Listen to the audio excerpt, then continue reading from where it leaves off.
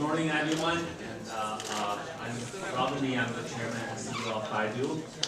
It's a real pleasant to be the monitor of this extraordinary panel. In the middle, we have Bill Gates, the co-chairman of Bill and Melinda Gates Foundation, former chairman and CEO of Microsoft. He's still the technology advisor of Microsoft, right? And on the left, we have Elon Musk. He is CEO and CTO of SpaceX, and CEO and Chief Technology Architect of Tesla, and Chairman of so welcome both Bill and Elon.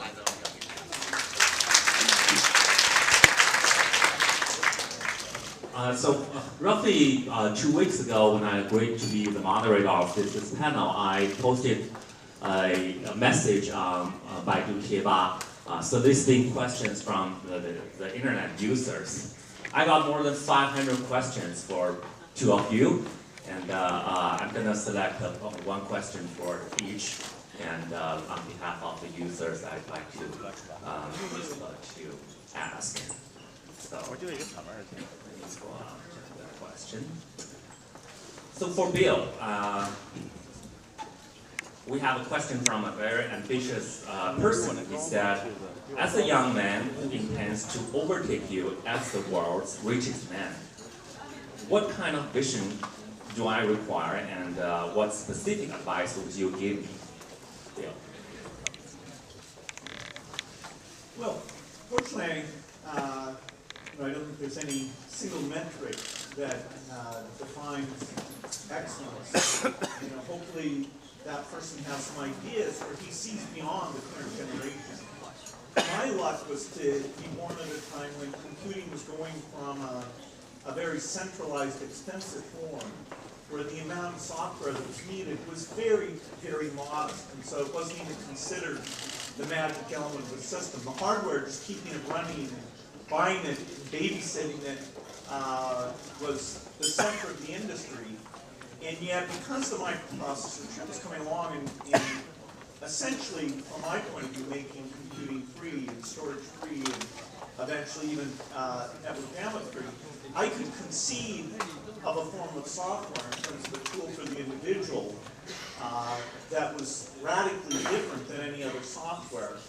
I remember at the time the industry award for the top-selling software was if you sold 10,000 copies, you got their big trophy, and they gave you a big banquet. Well, our Basic had sold 6 million copies, so I called them up and I said, well, what do you have for 6 million? They were like, what? What kind of software are you talking about? And so it was really utterly different. For this gentleman, hopefully at a young age, he'll see how to make robots, or how to make assistants, or some way of making software development far more efficient than it is today. Even though so many things have changed, if you look at, say the code that defines a website, or the code you write for business applications, I have to say, if you'd asked me 40 years ago what that would look like, I would have predicted that it would be much easier to do business applications, much easier to write highly reliable code. So there's an opportunity for somebody. And it's not just in software. If they can invent a way of making energy cheap and CO2 free, see a twist of using technology to do that, I'd say that would be a kind of a mind-blowing contribution. So the room for innovation, the speed for innovation is better today than ever. In my case, I didn't sit down and say, okay, I'm going to be better than IBM or something. I didn't have the same confidence that this person had. I knew I loved software. I wanted to mess around with it. And it led to, being able to create a company. But I didn't know, at any point in time, part of the reason I think I ran the company well is I thought, okay, maybe the company will be twice as big. Let me get ready for that. I never said, well, of course, it will be gigantic, because then you might skip all the hard work of scaling up that factor of 2, and I thought, okay, this is it. You know, I just have to build a management system for 5,000 people. If you said to me when I had 10 people and I tried all the code, hey, you'll have 100,000 people, I would have laughed. I would have said, wow, how many bugs can you create with 100,000 people? I don't want 100,000 people. So, you know, I wish you good luck. So you're saying you don't really need to be this ambitious in order to be successful, right?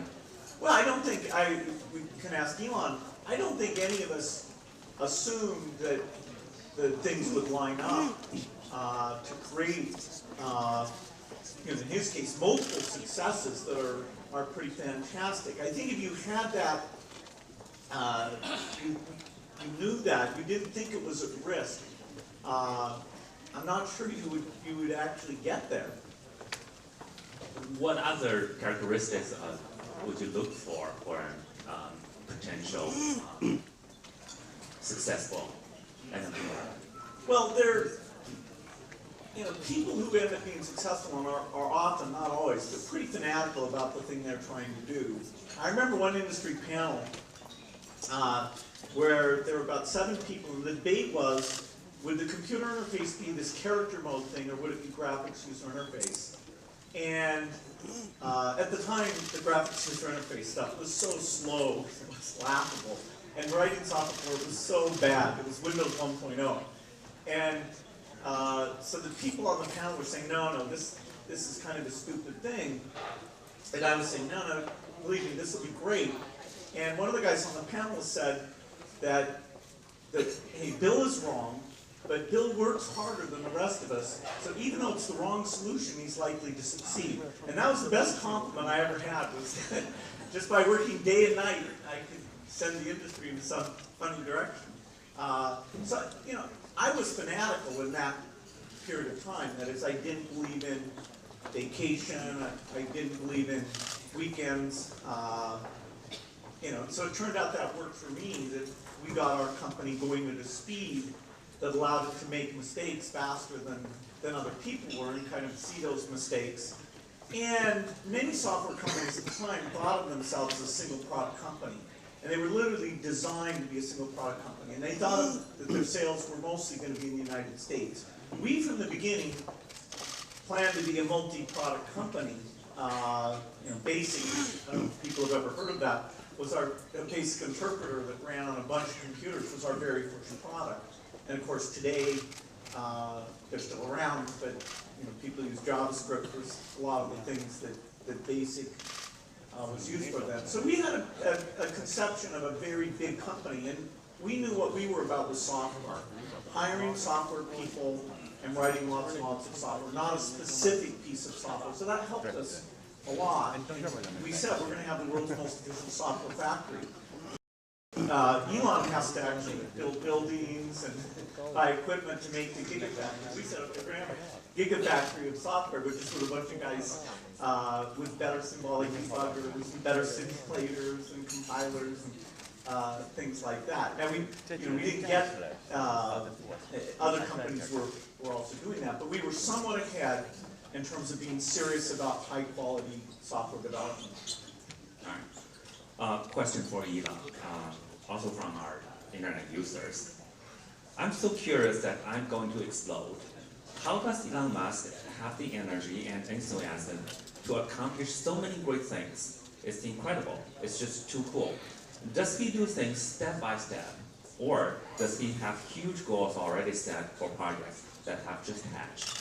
Sure. Well, I think, first of all, I mean, just going back to what Bill said, you don't actually expect things to be big. In fact, I mean, at the beginning, I expected that, I thought we would fail.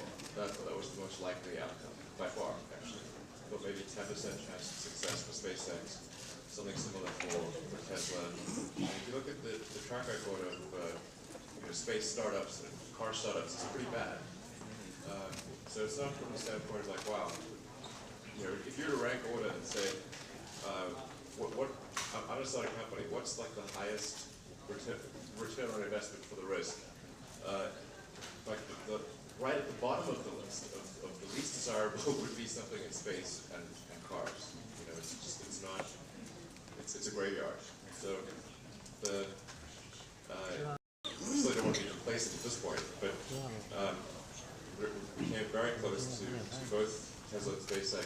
and Solar City all dying at the end of 2008. So Yeah, but in terms of how, it's really just that I thought there were these important problems that needed to get solved, and it didn't seem as though anyone was really solving them. With respect to Tesla and Solar City, it's about trying to accelerate the advancement of sustainable energy, and sustainable energy production for Solar City, sustainable energy consumption in the case of Tesla, when we started Tesla, electric cars were just thought of as the stupidest thing. They really, I mean, in fact, starting a company was, a car company was thought of as stupid. Starting an electric car company was stupidity squared.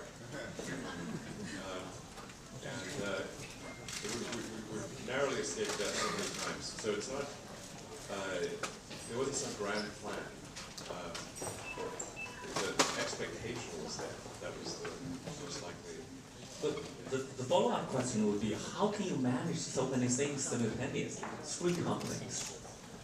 Well, I don't recommend this. I really, it's not good for quality of life. And I should emphasize that I run SpaceX and Tesla, but I don't run Solar City. I provide kind of strategic guidance. Fortunately, the team there does an amazing job, and it's like 1 day a month, that type of thing. Tesla and SpaceX are kind of like every day, every weekend, every holiday. Not just as CEO, you're also in charge of technology, product. Are you a very detail-oriented person? We have a really talented team there, so I just want to emphasize that sometimes I get, in fact, most of the time I get way too much credit or attention for what I do. I'm just like the visible element, but the reason those companies are successful is because we have extremely talented people at all levels that are making it happen. I really don't think it's a good idea. All right.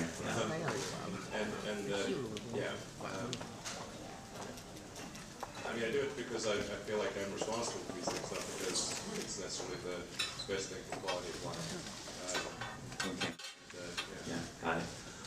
So among the 500 questions, when I went through those questions, one thing I noticed is that for questions to Bill, most of the questions are Microsoft related. And I understand you spend more time on your foundation than Microsoft these days. Do you really think you are making a bigger contribution to humanity your foundation through your foundation than you did through Microsoft? In other words, let's say 100 years from now, would you rather be remembered as the founder of Microsoft or as a great philanthropist? Well, I hope I'm alive 100 years from now. That'd be nice. They don't have to remember me as long as I get to do fun work like I am now. You know, the biggest part of the economy is the private sector. And when you think, why are things going to be better 20 years from now, 30 years from now, the vast majority of that's going to come out of private sector companies. The digital revolution is at an early stage. And so companies like Baidu, Google, Apple, Microsoft, they're making a huge contribution. The tools that they create that get used in so many domains, just take education as one domain that over time, we haven't seen it yet, but over time that should make ability to connect up to what somebody's learning and what their goals and aspirations are. So this is incredible stuff. And anybody who had a chance to be part of that, particularly to build a good-sized company, made a huge contribution. What I saw was that the most unique thing I could do, starting in my 50s, was to be full-time at the foundation. That is, that there were other great people who could take the mantle at Microsoft. When I was running Microsoft in my 20s and 30s, I always thought, for sure it should never have a CEO over 45, because who could keep up with all this stuff? So then, as I found myself in my 50s still, the company was like, well, I told myself I shouldn't still be here. And anyway, the foundation work, which is in partnership with my wife Melinda, became more appealing, and I was saying to myself, gosh, who's going to work on malaria? It appeared to be more of a vacuum, that organizing science and government to take these problems that are a little bit hidden away in these poor countries where most people don't actually go and see the depredations of malnutrition and infectious disease. And so it feared like an opportunity that showed up that could take all the skills of organizing people and energizing people in the software evolution now in a slightly different domain, but the skills of running teams and picking scientists and being patient about things that take 10 or 15 years to have a breakthrough. I can take all of that. And so I think for this phase of my life, this is my biggest contribution and the most fun. It's nice when you decide those two things are the same.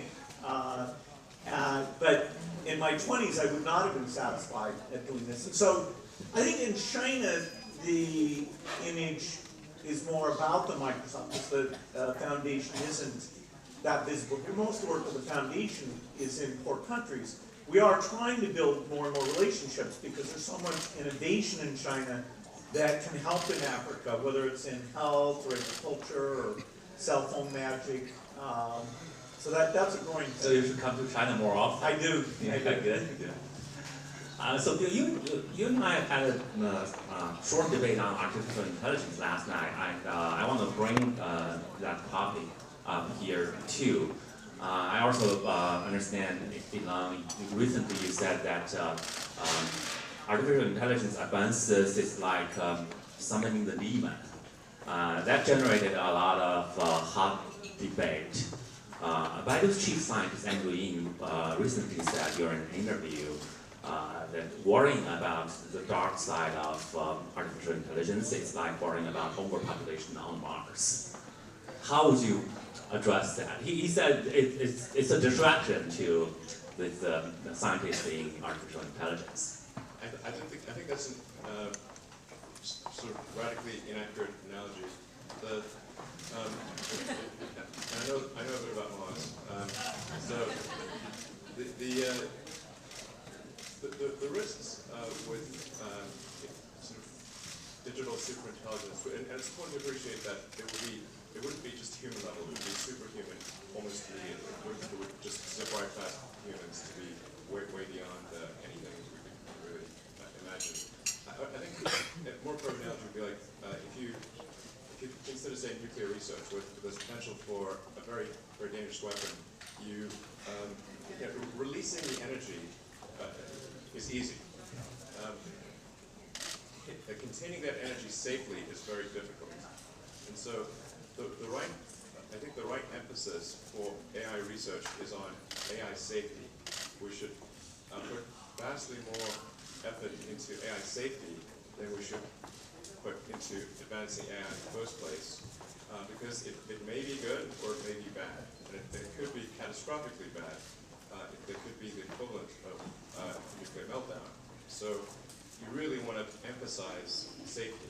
So I'm not against the advancement of AI. I want to really be clear about this, but I do think we should be extremely careful. And if that means it takes a bit longer to develop AI, then I think that's the right trade-off. We shouldn't be rushing headlong into something that we don't understand.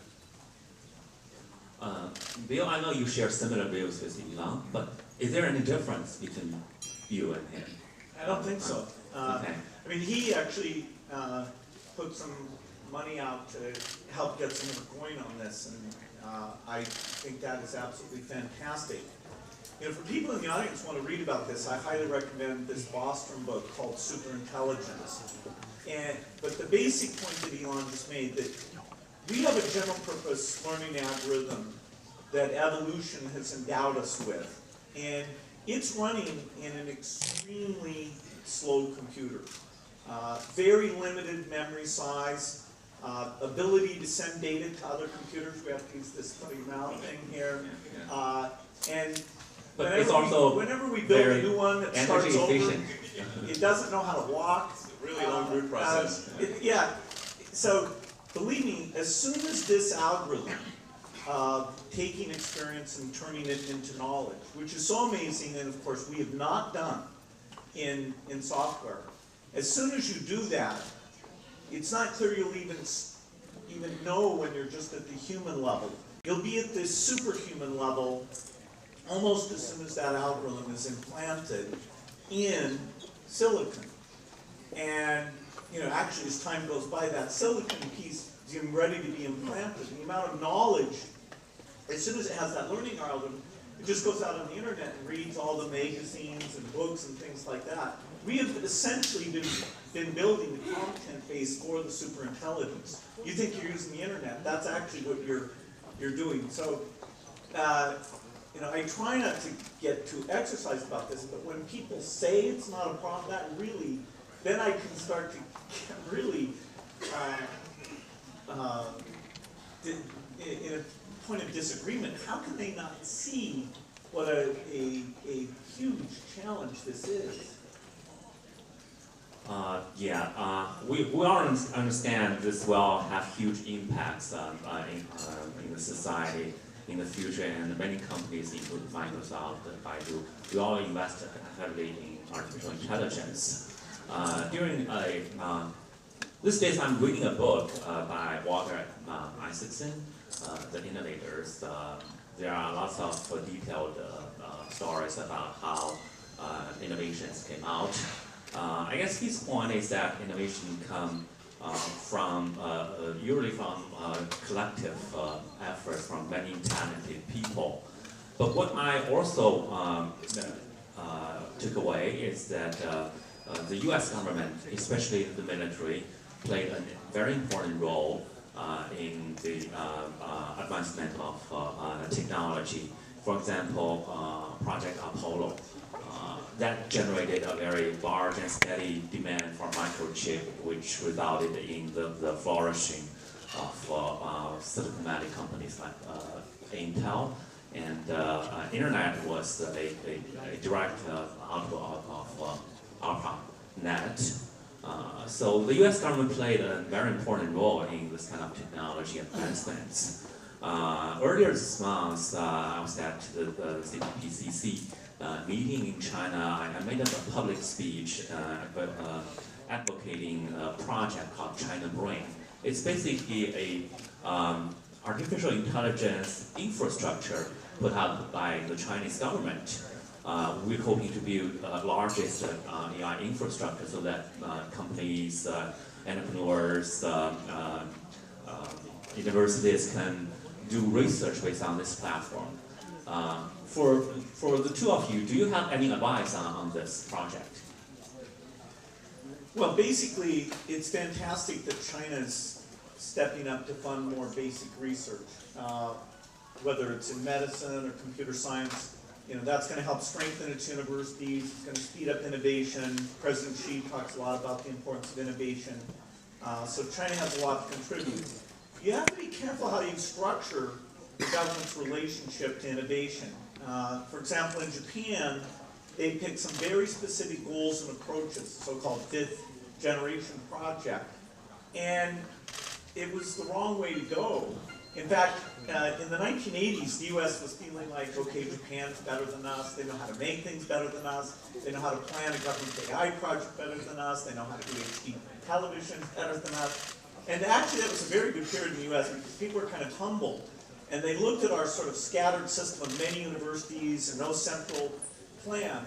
But in fact, the work in the 1980s was the very best work that was laying the foundation for so many advances, including the PC, the internet. It was being done by a very distributed system that funded a bunch where, put aside the Manhattan Project, because that was special and it actually worked.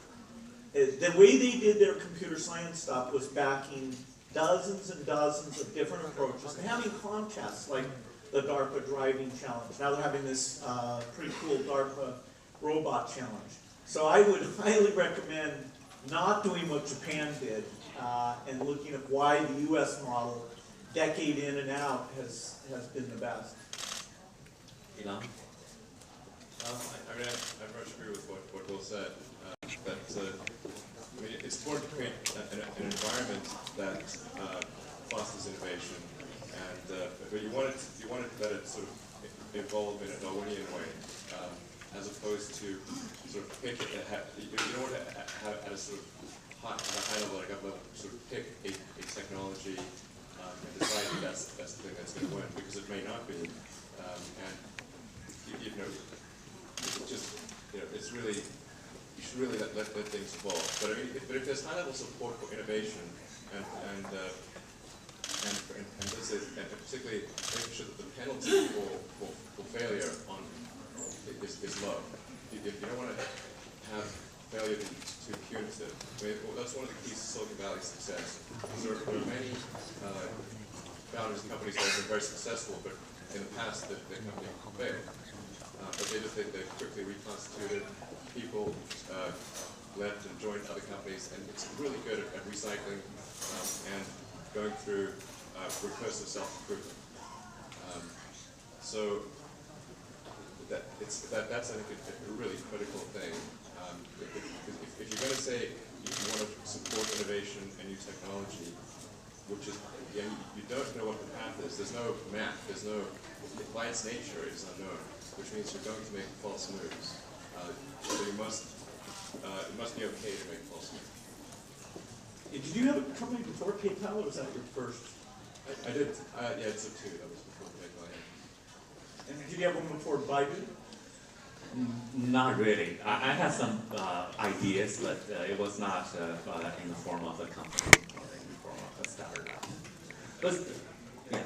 Speaking of that, I think Bill, you became famous way before Elon and I started our company.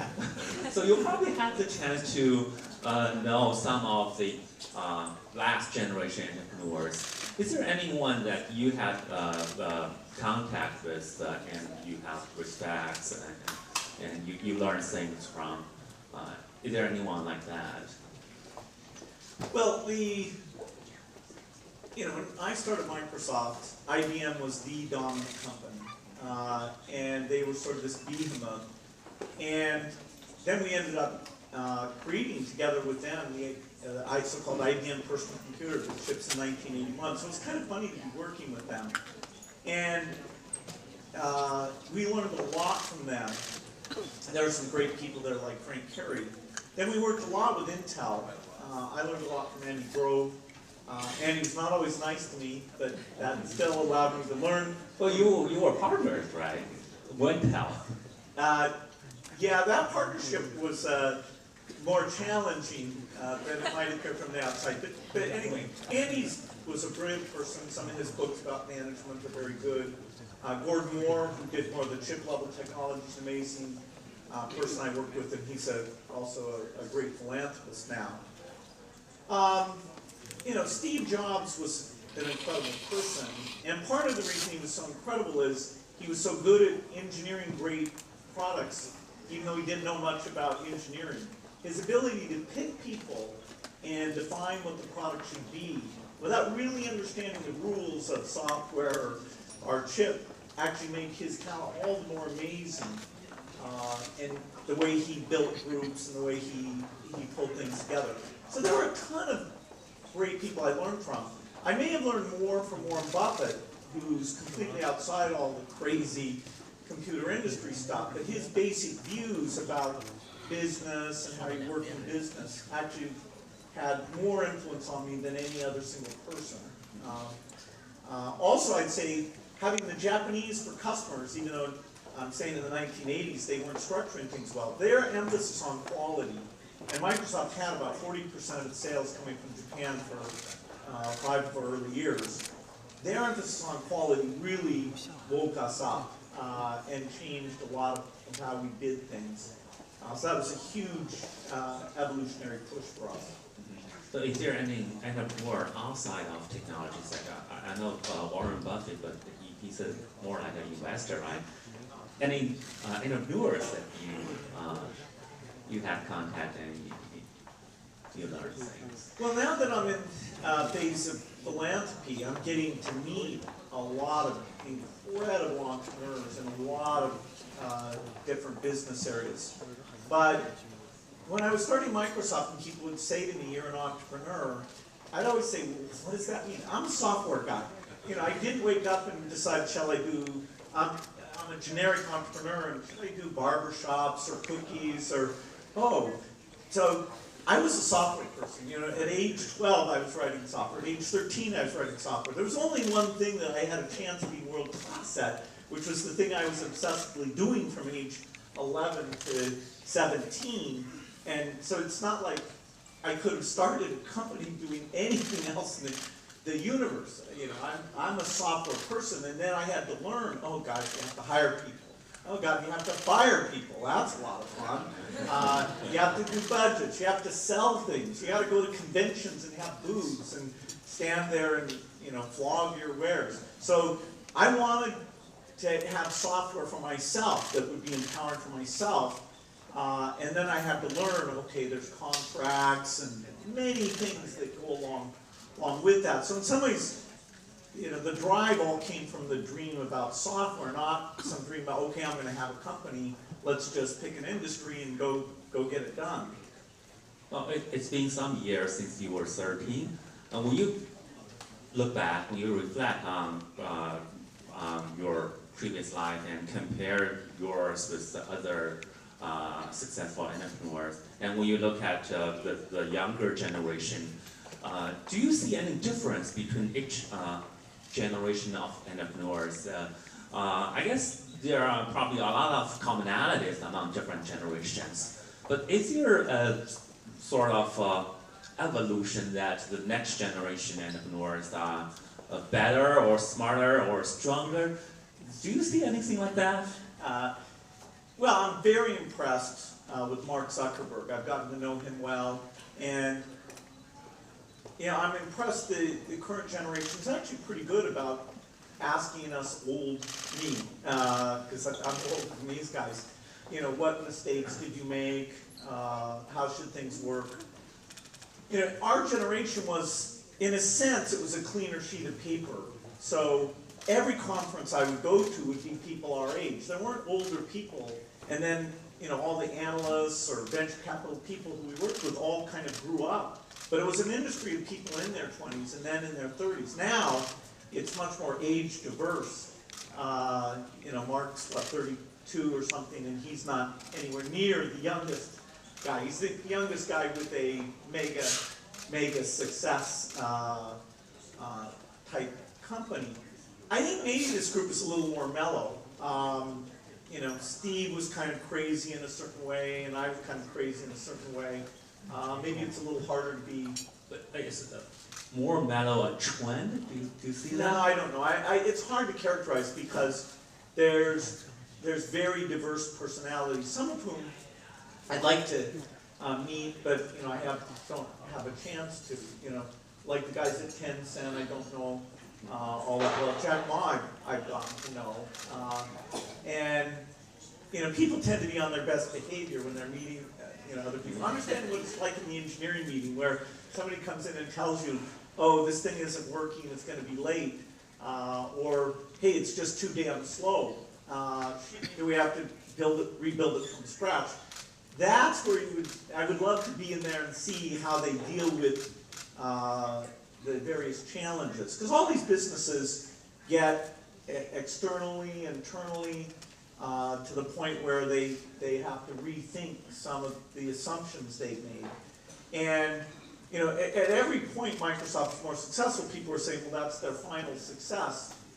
And it really bugged me because when people were saying, oh, eventually they'll get it wrong, I knew that was true. I mean, the companies I grew up admiring, I wonder if anybody's ever heard of, Wayne and Digital Equipment, you know, which are long, long gone. But those were the great companies, and it was probably good for me to see them fail, because it meant that just the wonderful technology and the great people they had in no way protected them from when the marketplace turned left and they didn't notice that was happening, that none of their excellence protected them from missing a market change. I would say there are probably a lot of commonalities among those entrepreneurs. I also read something about you. You were quite rebellious when you were at college. You only chose to audit those classes you didn't register for. and you non-stop working for like 36 hours and class for 10 hours, and when you wake up, you just keep on working. Do you think that's the kind of thing a successful entrepreneur need to have? Well, as I said, I think Steve and I were in our own different ways, not the same ways. I didn't take as much acid as he did. We were kind of crazy, and I don't think that's a necessary part. You know, people debate, you know, could Steve have still been great and been nicer to people? And my answer is yes. You know, he was great. I'm not taking anything away from that. But you know, in my case, I think, okay, there were periods I was very tough on people, partly because I was very tough on myself, and you have to learn not to project that into your management style, which is kind of a natural thing. The harder thing was that I'd been you know, in my school, I was known as the guy who was good at math. And so then I went to Harvard.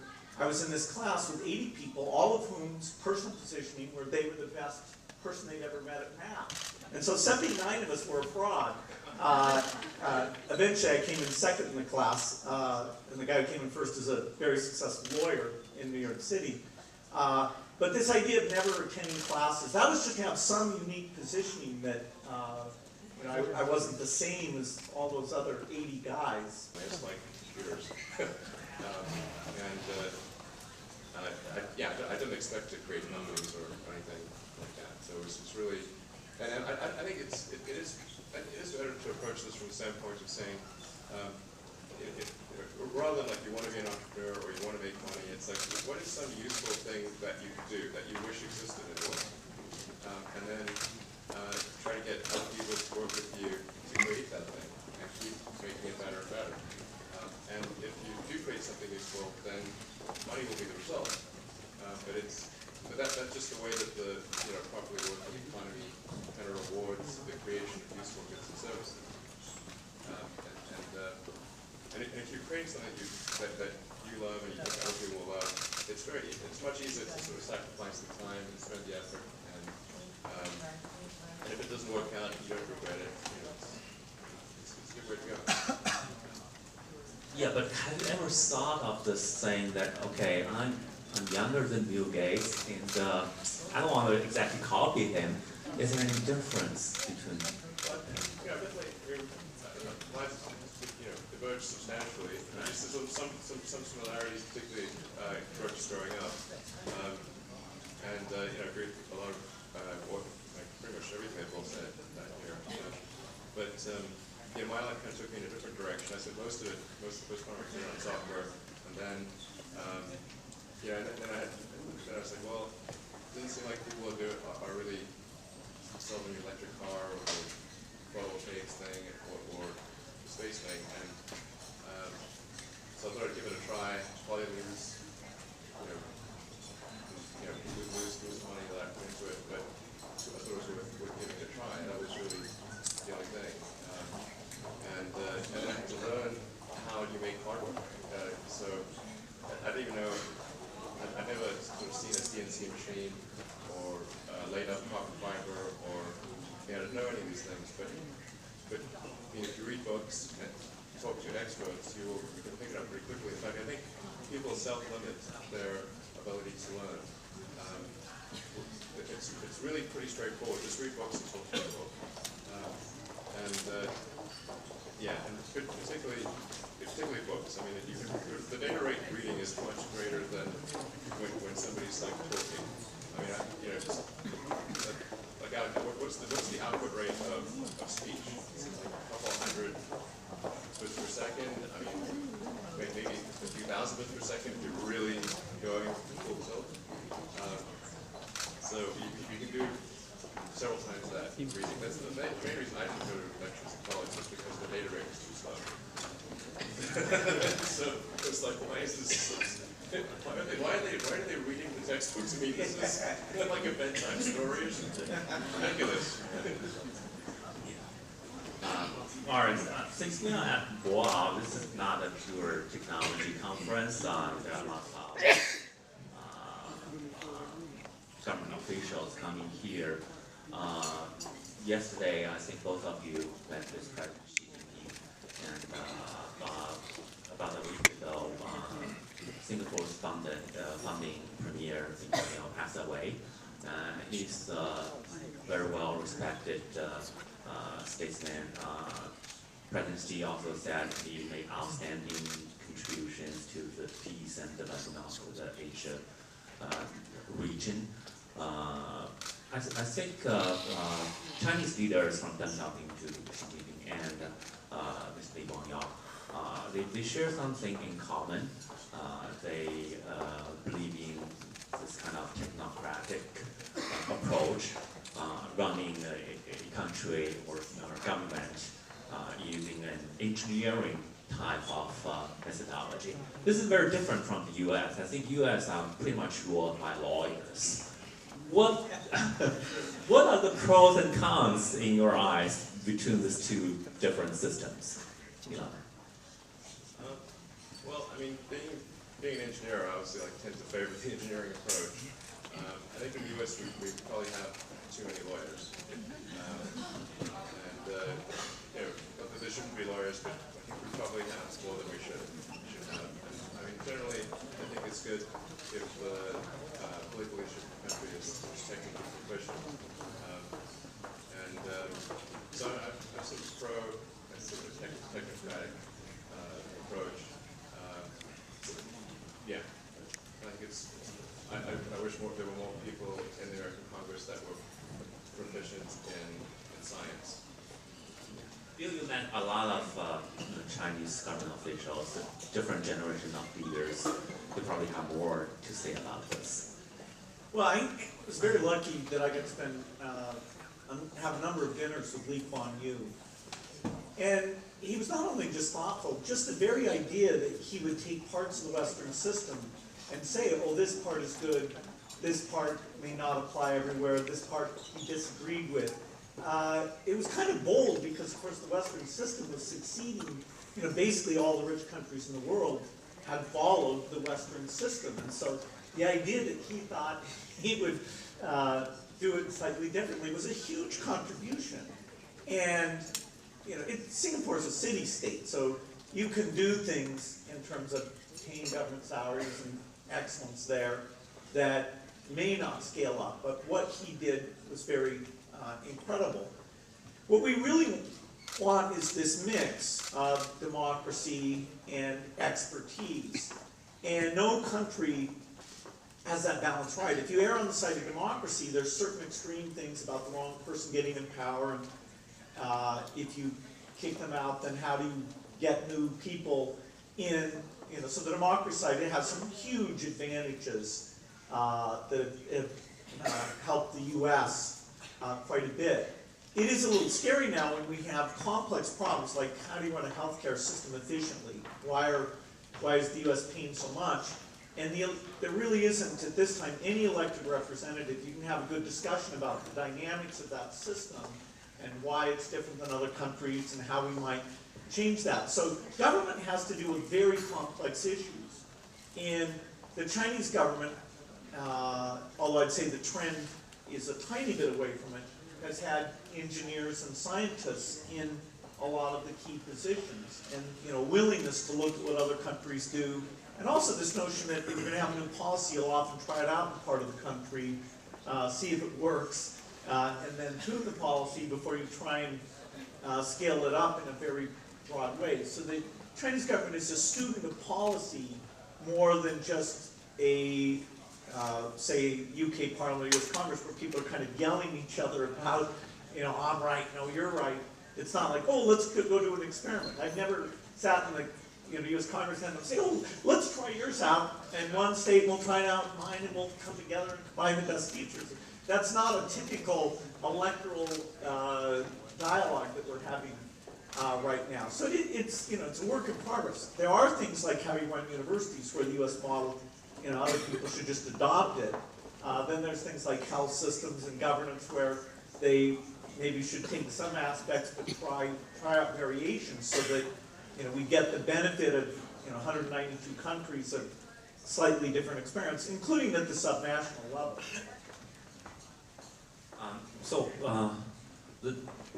we have a very strong government. They have very strong execution capabilities when it comes to infrastructure, high-speed rail or highways. We have massive constructions, and now it's probably the largest infrastructure in terms of transportation in the world.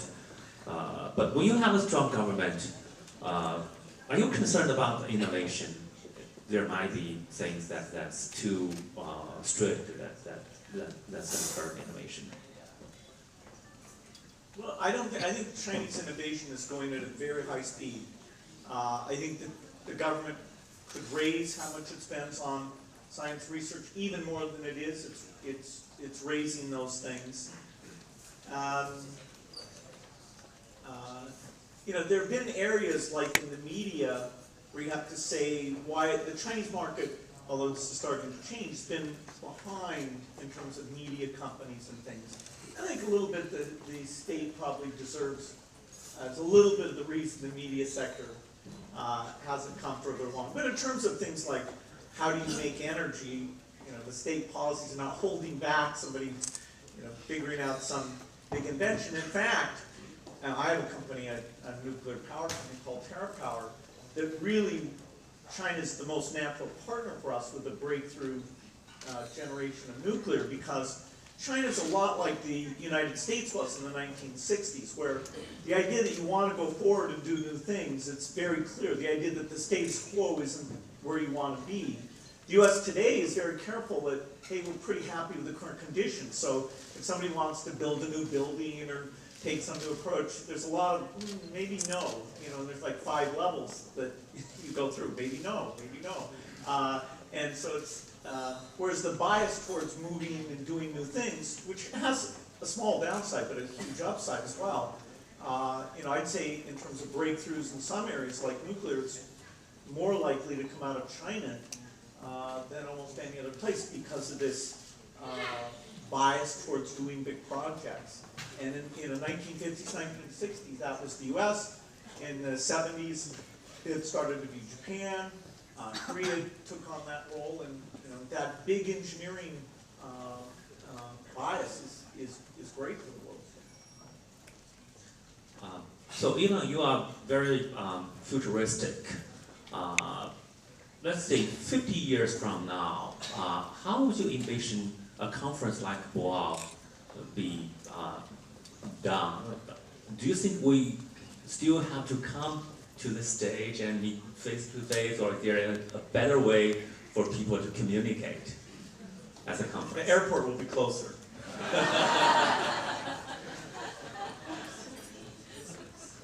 think people will still want to do conferences if only for sentimental value. You know, it just feels better to be in proximity to people. I mean, even if you had really perfect virtual reality, like you put on your headgear and your haptic suit and everything, and kind of be there. You know, it really feels like you're there. It's still not the same as actually being there. I think people, it's sort of a natural human thing to want to congregate and be around people. Speaking of transportation, there are lots of buzz about the self-driving cars. How long do you think it's going to take for self-driving cars to become mainstream in U.S., in China, and other parts of the world? Sure. Well, I mean, let me preface this by just saying that you know, with something where there's an enormous industrial base like cars, anything that happens en masse is going to take time. So there's about 2 billion cars and trucks on the road. Global capacity is production capacity is about 100 million cars and trucks a year. So let's say tomorrow we had self-driving cars that work perfectly. It would still take a long time to switch up the massive industrial base. It would take 20 years if there were the same number of cars and trucks. There's probably some smaller number of cars and trucks and things for autonomous, but it's still will still take a while. So I think, but to answer the question, say where do I think the first production self-driving car will exist that people can buy? It's probably, well, in terms of the technology working, I think we're not more than 5 years away from having cars that are way safer than humans. Yeah, but for mainstream adoption, there needs to be laws and government support. Sure. That's why I said from a technology standpoint. Right. So, from the point at which you have the technology working, then you have to convince the regulators that it's truly safe.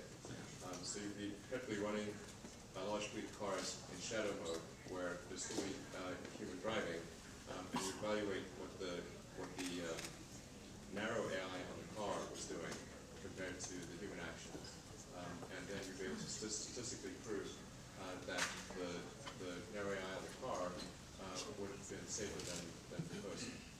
And it's going to take at least 2 or 3 years. So from the point at which it actually works, I would expect that there'd be some delay in the regulatory approval of at least 2 or 3 years.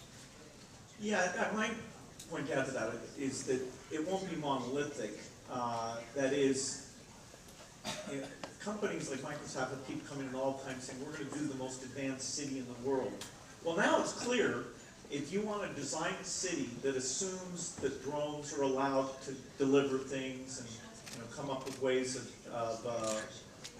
sort of onboard client-side collision avoidance, and you want to assume you need no parking garages because these self-driving cars are around, we should have a few dozen jurisdictions in the world to decide to get out there in front, get the benefits and the challenges of that, just so we get, you know, hundreds of millions of hours of this software seeing, you know, the ball come into the street and all that thing. Some pioneers, you know, there's some downside with it. But so that's why it's good we don't have one government.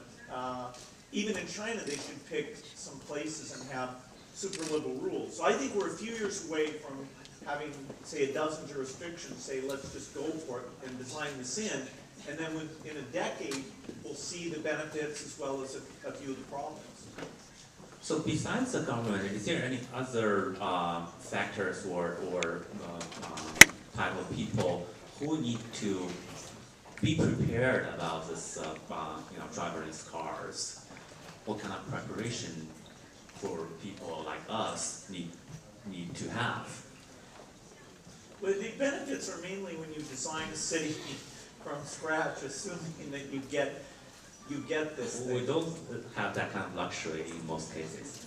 That's right. Running mega cities, and how can we smoothly transition to that kind of Well, society? you can have a regulatory environment where things like Uber are allowed to come in.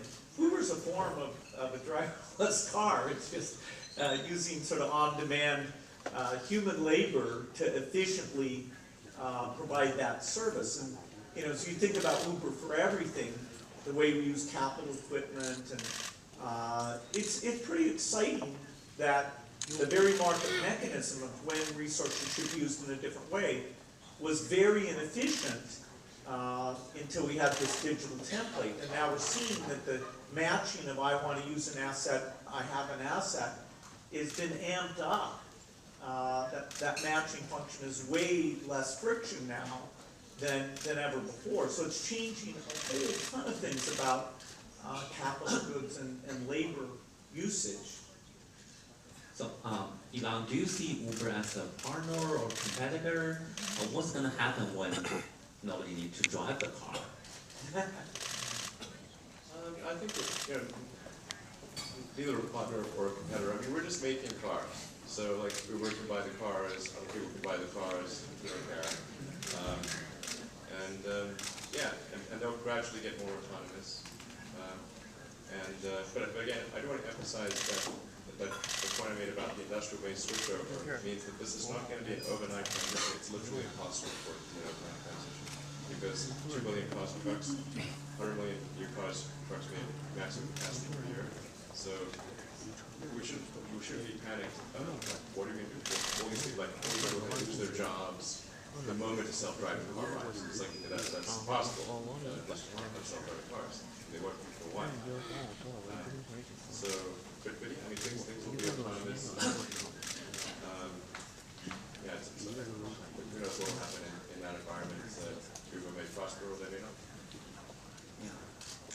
Well, 1 hour is a very short time, but I think we covered a lot. We talked about history, we talked about future, and I think a lot of times history can tell us what the future will look like. And I sincerely hope that our generation can learn from the history and make contributions to the next few generations so that they can benefit from our effort. And with that, I thank you all both for coming to this session. Thank you.